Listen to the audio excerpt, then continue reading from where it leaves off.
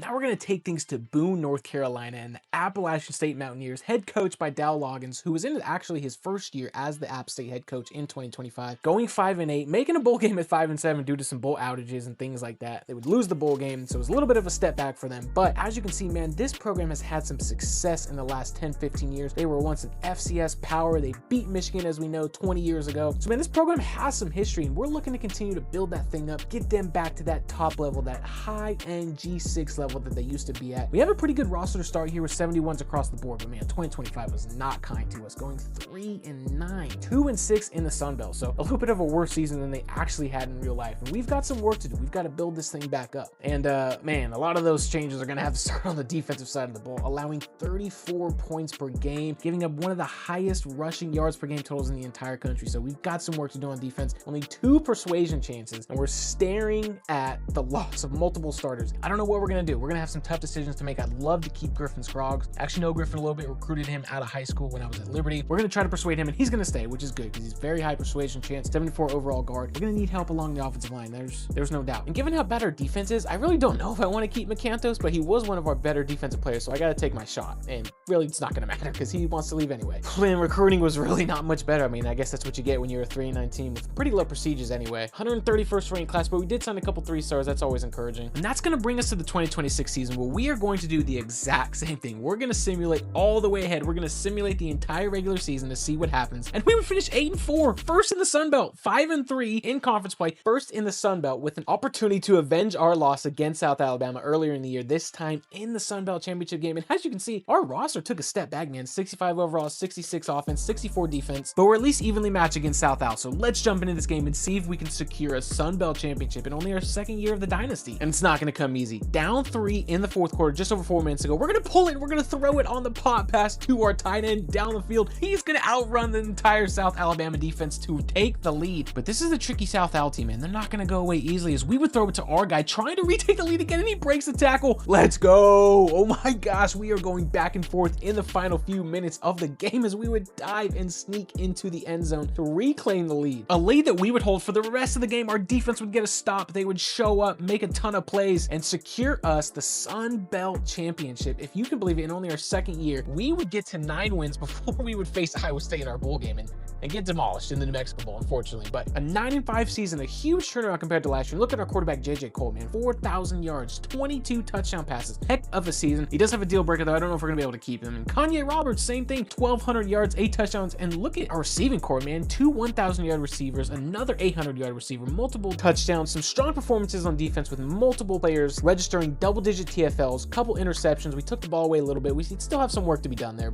And of course, like I said, JJ Cole, star dev, going to be tough to keep, but we got to shoot our shot. He's decided to stay. Hallelujah. Thank goodness. Because our entire quarterback room, it looks like, wants to leave. Matthew Wilson and Alex Griffin both want to hit the portal. So I'm going to try to persuade him just because I can. We'll see what happens. Try to build out this quarterback depth. And thankfully, all 3 of them want to stay. So we're in good shape. And that's going to bring us to 2027, where we're going to do the same thing. We're going to jump ahead into the season, move along, advance, sim, do all the things to see if we can end up continue this winning streak without really having to hop into the games. And I mean, this is just incredible, man. 10-2, first again in the Sun Belt, only 1 conference loss. Look at what we did to South Carolina. We did lose to a really good Florida team, which is understandable. We were probably a little outmatched there, but man, 7-1 in conference play. And look at that. We will do it again in the sim. The App State Mountaineers, the ranked App State Mountaineers, have won consecutive Sun Belt Conference championships. I'm telling you, we wanted to take this thing back up to the level that they used to play at, and we're already on that track in year 3, especially after a dismal year 1. And even though we're ranked, we still have some work to do as pertains to getting into the CFP, so we're back in the bowl world, this time against Western Michigan, a 7-5 team that I like our chances against. And look at that spin move to get in the end zone. Heck of a play to take an early lead. But Western Michigan, man, they're not going away easily either. Up 10, we're going to take a shot down the field, and we've got a guy.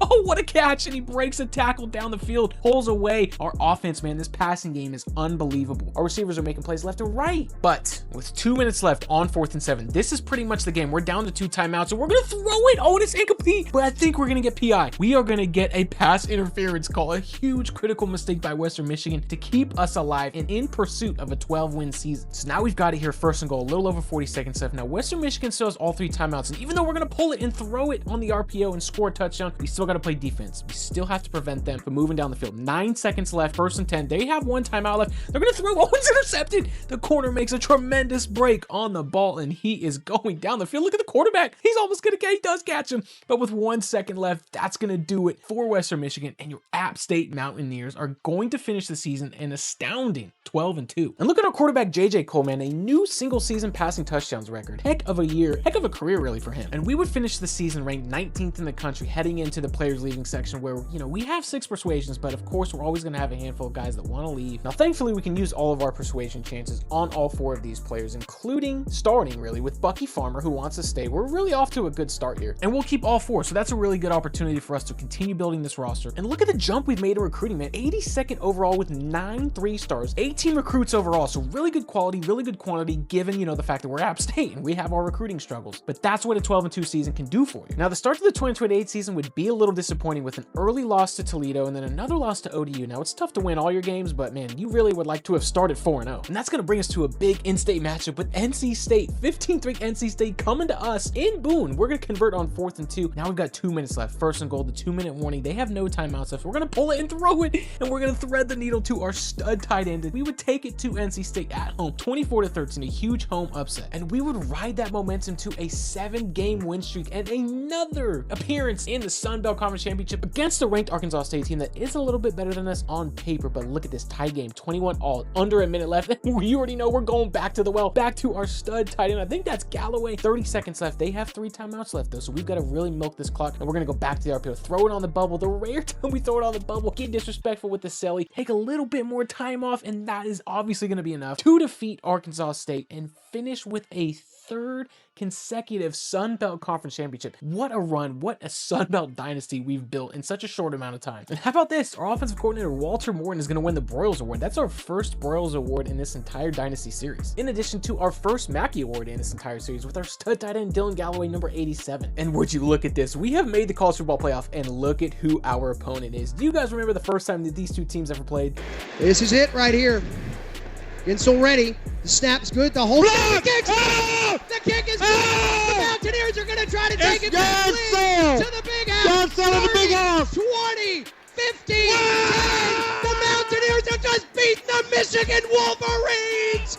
The Mountaineers of Appalachian State have just beaten the Michigan Wolverines in the big house. Now here's to hoping we can do the same thing and pull off a pretty big upset, because as you can see, we are going to have our work cut out for us. But we've competed, we've gone back and forth, we know it's possible. We know that it is totally possible to go into the big house and take down Michigan. And with just under a minute left, Michigan has no timeouts, and that's what we're going to do. We're going to go into Michigan, into the big house, knock down the number 6 ranked Michigan Wolverines in the playoffs in our very first CFP appearance. And look at Noah Gilliam, man. Our new quarterback has set the new single season passing yards record, and the boys are locked in. They're ready to take on anybody, including Georgia, in this Cotton Bowl as the next round. But I think we may have missed the message, man. I don't know. Down 31 in the 3rd quarter, getting outside the pocket, looking to just make a play. We're gonna break out all reliable, and we have it. We have a huge, big, explosive touchdown to cut this lead to about 20. So I don't know what's gonna happen. Guys celebrating even though we're down by about 3 touchdowns, and we've got a lot of speed on this offense, which does make me excited. And it's only the 3rd quarter. We still have a shot. We've got our tight end for a touchdown, our stud tight end Galloway, but it's just not gonna be enough. Unfortunately, it just not be enough. We would cut the distance, we would cut the gap a little bit, only lose by 8, so a competitive game, but it just would not be enough to get the job done against Georgia and keep that momentum going. But a huge step in the right direction for this program. And our quarterback Gillen, man, he would set another record. This time it's the conference single season passing yards record, so what a season from him. And look at that, man, we're bringing that shine back to App State a little bit. Finished 10th in the country, 12-3, one of the best seasons that this program has ever seen. We are on the right track, no doubt about it. And just look at the trajectory of this program. We started 3-9 in 2025. Then the next season, we took the same amount of losses, reversed it, won 9 games, won our first Sun Belt Conference Championship, and then proceeded to win 2 more after that. So we are the 3-time Sun Belt Conference champions with back-to-back 12-win seasons. Our quarterback Noah Gillen just had a huge season with 28 touchdowns, nearly 4,600 passing yards. We had 2 running backs eclipse 10 rushing touchdowns, and 3 receivers, 3 pass catchers, because our stud tight end Galloway's included, eclipse 1,000 yards. And look, when you have that much success, you are able to recruit and retain players, man. Our NIL budget's increased. We've had some donors and some boosters come in, really build that thing up, infuse some cash into it, and finish with a top 65 recruiting class and the number 29th transfer class. We are turning this roster around almost every single year. Now, we're still not really getting the love and respect yet from the pollsters to start the 2029 season. We're not ranked, but as you can see, we are right there in the others receiving votes, so we're on the right track. But to do that, we have to go undefeated, and we still haven't been able to do that yet. Now, that's a tough task, to tall feat, no doubt about it. It's another 10-2 regular season, and yet another appearance in the conference championship game, a game that we would win As the 21st ranked team in the country, we beat Texas State. At this point in the dynasty, I'm kind of considering maybe joining a Power 4 conference to see what can happen. 11-2 in the bowl game against Miami of Ohio, and they would give us a good fight, man. In the Venture 68 Bowl, we're down again late in the fourth quarter. Second to go, 14 seconds left on the RPO. So much room.